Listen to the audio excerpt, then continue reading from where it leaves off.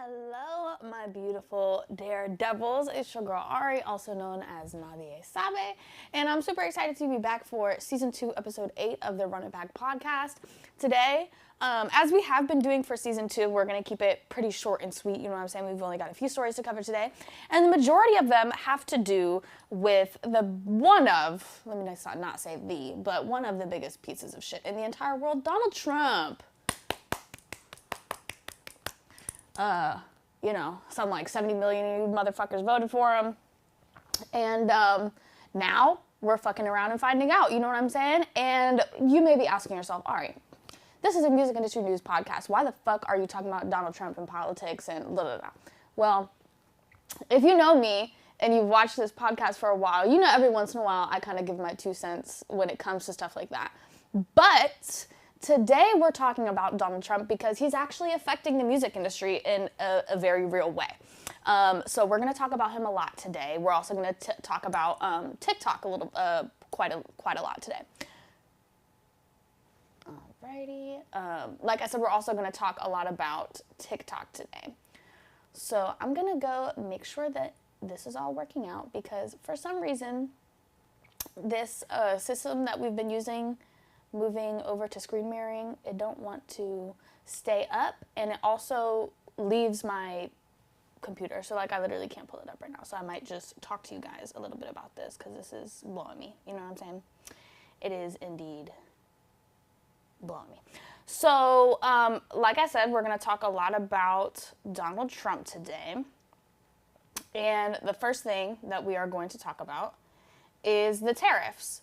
And the reason that we're going to talk about the tariffs is because it has something to do with the economy, right? And all of the markets that we're in.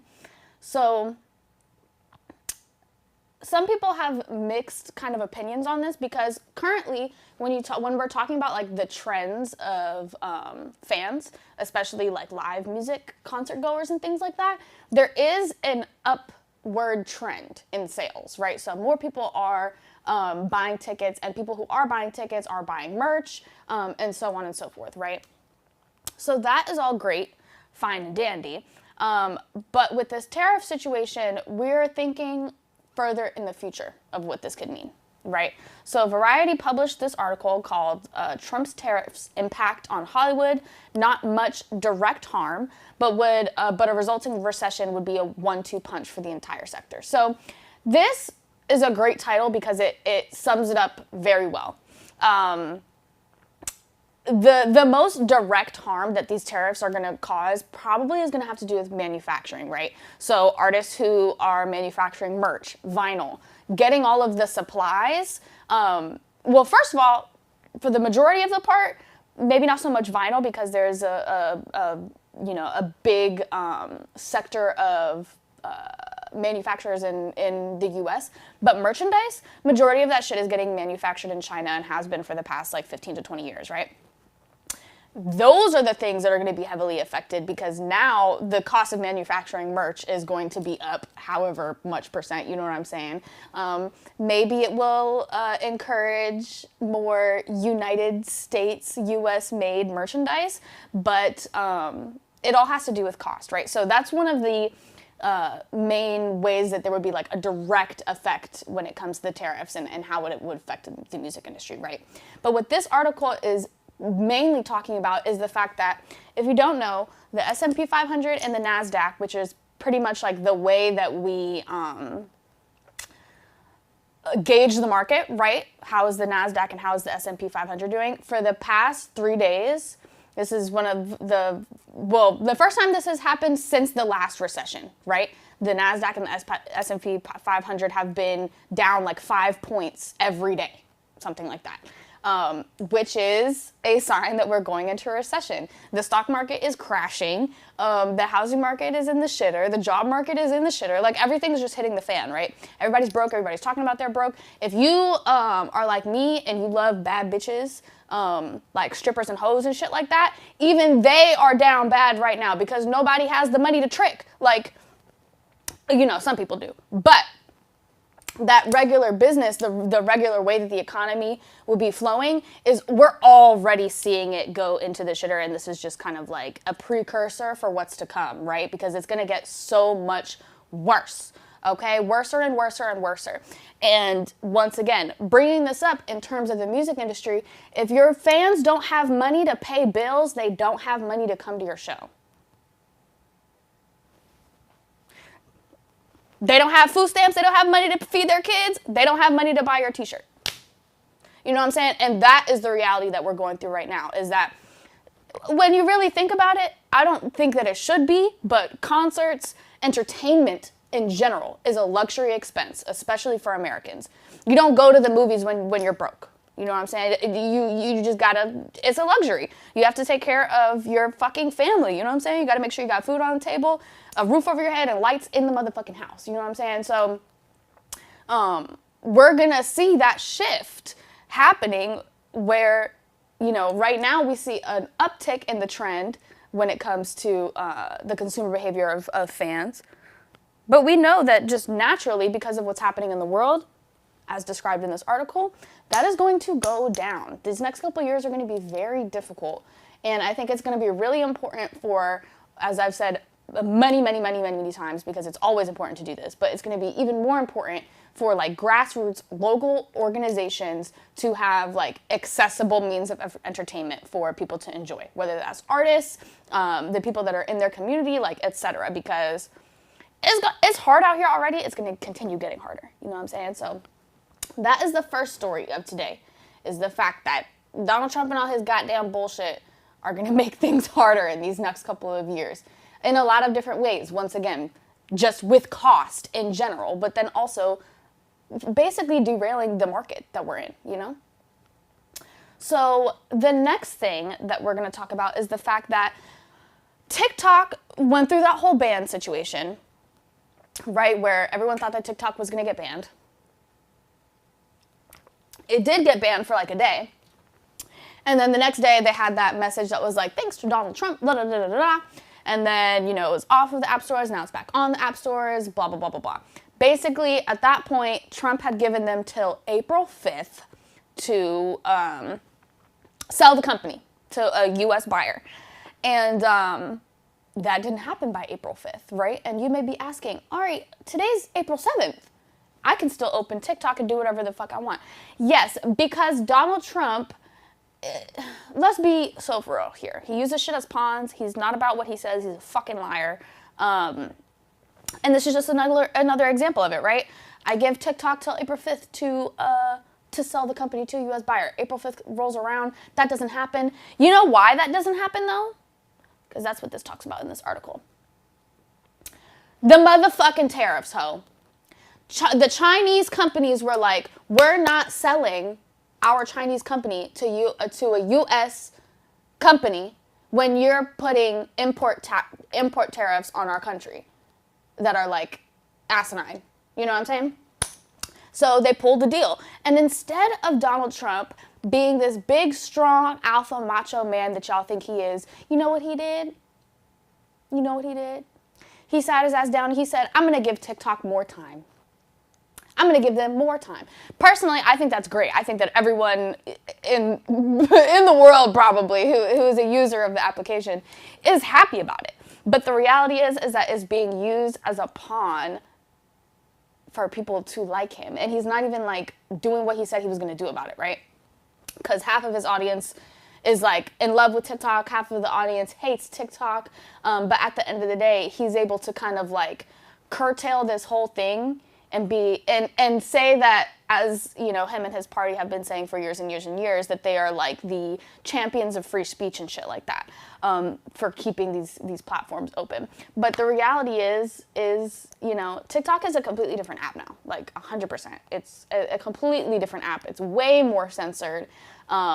And it's harder to find the content that was so important to TikTok before, which was like the real community building that was happening. People were building churches on TikTok, co-ops, non-for-profits. Like that was the stuff that was really connecting people through social media. And now, you know,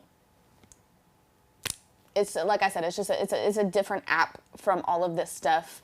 And, but yeah, so now TikTok has about 73 days to sell again. And I am like, I will predict that they're not going to sell and that he's going to give them another 75 days if they don't. You know what I'm saying? We'll see what happens at the end of the day. You know, I think it's really clear that Mike Zuckerberg wants to buy TikTok. But, you know, he already has damn near a monopoly on the social media market, or industry rather. So it's just interesting things that are happening. You know what I'm saying? But, you know, either thank you, Donald, however you feel, you know, about this, is either thank you, Donald Trump, or I got to keep an eye out for Selena, you know what I'm saying? Because that's really the vibes that every time that I see something like this, I'm like, I feel like I just have to read in between the lines and figure out what the real motive is behind this, right? Always. Here's another story that's like that. But I'm actually happy about what Trump did for once. You know what I'm saying? I told y'all we were going to be talking about it a lot. So this is the third and last story about Donald Trump. But, you know, it is what it is. Big part. This is the reality of our fucking society right now. You know what I'm saying? And unfortunately, not a lot of people are talking about what's going on in real life. You know, I feel like a lot of people love to talk shit on social media and argue with people on social media and say shit on social media. But I feel like half of the talking points that people say on social media don't actually happen in real life when you do have those conversations. But moreover, the conversations aren't really being had. For whatever reason that is, whether it's because people are afraid to like step on other people's toes, lose friends, whatever the fucking situation is. But it has led us to this place. It has led us to this place, you know what I'm saying? And I don't think a lot of us are.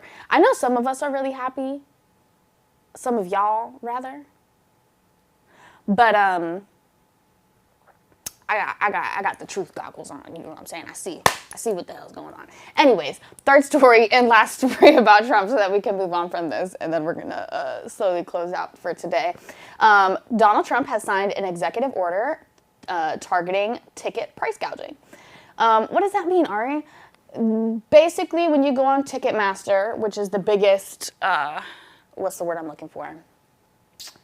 Perpetrator of this type of behavior, you go and you try to buy the ticket, and then the one reseller has a whole bunch of bots, bought all the damn tickets, and now he's reselling them for, you know, 50 to 70% higher, or a markup from what the actual, even sometimes even more, right? And obviously this is terrible because it makes it so that fans are not the ones with the first access to tickets, and the people who actually care and want to go see the shows are getting fucked because they have to come out of pocket all of this extra money in order to see the artist.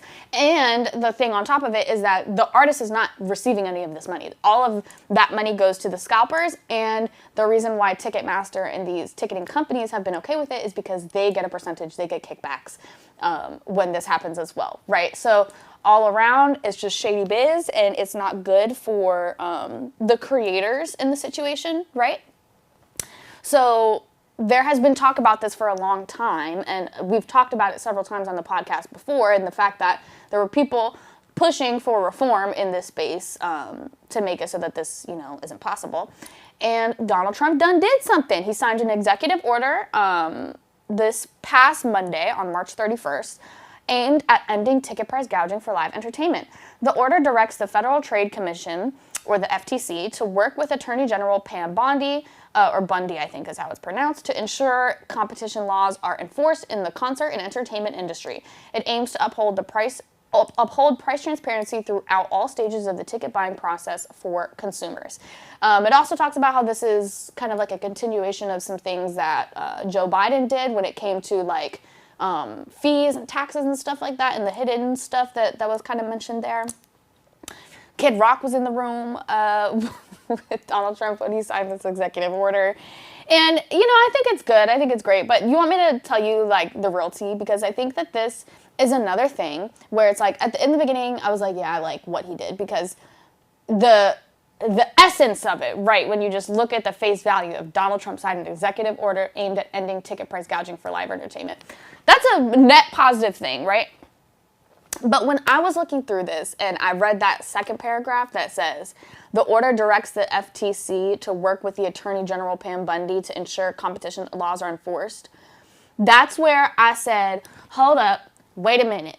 Because there's no infrastructure here. All this is Donald Trump telling the FTC to work with Pam Bundy and make sure that this isn't happening. Now, in theory, once again, great, love that. There's no actual infrastructure or systems or anything to actually ensure that happens. It's just like, hey, Pam, hey, FTC, make sure you talk about this. And you want to know the even realer tea? You know what I'm saying? I think it's bullshit. I really and truly think it's bullshit. I think that this is a way to put a Band-Aid over the issue and act like you're doing something when the reality is Donald Trump is most likely in bed with all of these fucking CEOs, doesn't give a shit, and does not give a shit about you as a consumer. Like, I could tell you 150,000%, Donald Trump doesn't give a shit about you as a consumer, right? So what do I think is going to happen? I think that, once again, this is a Band-Aid to kind of make it seem like they're doing something, but in reality, the same shit is going to happen. The same shit is going to happen. It's going to be the same exact shit. Because, once again, there's no systems, there's no infrastructure, there's no outline as to how are we going to do this. It's just, hey, I want you to make sure you're keeping your eye out for this. Which is just not enough. You know what I'm saying? It's not enough, and that is what is going to lead me to say that this executive order does not deserve for people to be like rejoicing and like going crazy about it. Is it a, once again, on the surface level, net positive thing? Yes, but once again, you gotta read between the lines of this shit. Why are people doing these things? Because I think we as a country are kind of understanding the fact that like politicians, no matter what side of the aisle they're on, don't give a fuck about you and are liars and say what they want you to hear so that they can get elected and have power and shit like that. You know what I'm saying? So like you have to look for the things that they're not saying. You know what I'm saying? Because that's where the real tea is at. You know what I'm saying? So yeah. With that being said, we are going to just take a moment of silence for the fact that everything's going to hell or high water right now. And I pray that Donald Trump is delivered from Satan, like really and truly. I pray that this whole country is delivered from this goddamn bullshit. I just had to say that before we end it off on that note. The last story that we're going to talk about today is another TikTok story, so we're keeping it pretty on theme today. But TikTok is now rolling out a platform called TikTok for Artists, which is pretty cool, and obviously this is all happening in the middle of them going through the situation with the United States fucking government. But this is, I think, a further example of like, TikTok knows they're not going anywhere. So they're continuing business as usual. You know what I'm saying? It costs a lot of money to do shit like this. You know what I'm saying? And you don't do it unless you know it's going to work out. So what is TikTok for Artists? It's a new service that offers artists analytic tools to see how their music is performing on the platform and what sort of content that fans are engaging with. It'll also give artists access to features for promoting their music. This was first reported by Music Ally. It's been in beta testing for some time, available to a small group of artists, but now it is officially being rolled out in 5 different markets, which are Australia, Indonesia, Japan, New Zealand, and South Korea, which is interesting. So not the US. TikTok for Artists echoes the For Artists services launched by music streaming platforms like Spotify and SoundCloud, which offer analytics and promotional tools. And it will be free to use, which is awesome. The TikTok version also offers pre-save campaigns for artists who have set up pre-ad on Apple Music or a countdowns page on Spotify for upcoming album release. So I think that this is interesting. I think that it will be a good tool. Do I think that it's 100%? Well, let me say this first, because the majority of you guys who are watching this aren't going to have access to it, right? But if and when this does come to the U.S. or you are someone in those markets that this is being rolled out for, do I think this is like 100% of necessary account for you to make? No, I think that you can get similar information, you know, in other ways, right? Or rather, I know you can get similar information in other ways. When it comes to the advertising aspect on things, if there is a discounted rate for the advertising on the TikTok platform, I think that that would be great. I think that would be awesome for artists. But once again, TikTok isn't the only platform, you know what I'm saying, that you can run ads on, and that can be useful for these kind of things. So I think it's interesting. I think it could definitely be useful. But once again, I would say to the American market, you know, don't be upset that you don't have it right now, because you can still do similar things with the platforms that you already have at your disposal. You know what I'm saying? But pretty cool, pretty interesting. And that is our last story for today, y'all. So I do want to apologize for those of you who don't care to fucking hear me talk about Donald Trump and the state of the world and all that kind of stuff. But the reality is like, I'm a person, I have emotions and feelings, and when and I also do the research for this show, right? So these were the most important and interesting stories to talk about this week. And they all just happened to do with Trump, you know what I'm saying? So I was just like, I just feel like sometimes when I hear that name, something comes into me and I cannot control it. And it just comes out. So like I said, if you really didn't fucking care to hear that, I do apologize. But, you know, go find like a right-wing white man to tell you about hip-hop or something. Like, I don't know what to tell you. But yeah, thank you guys for watching. I hope you appreciated the insights for today. Go do what you need to do. Handle your candle, you know what I'm saying? And have a good rest of your week, y'all. I will see you sometime soon.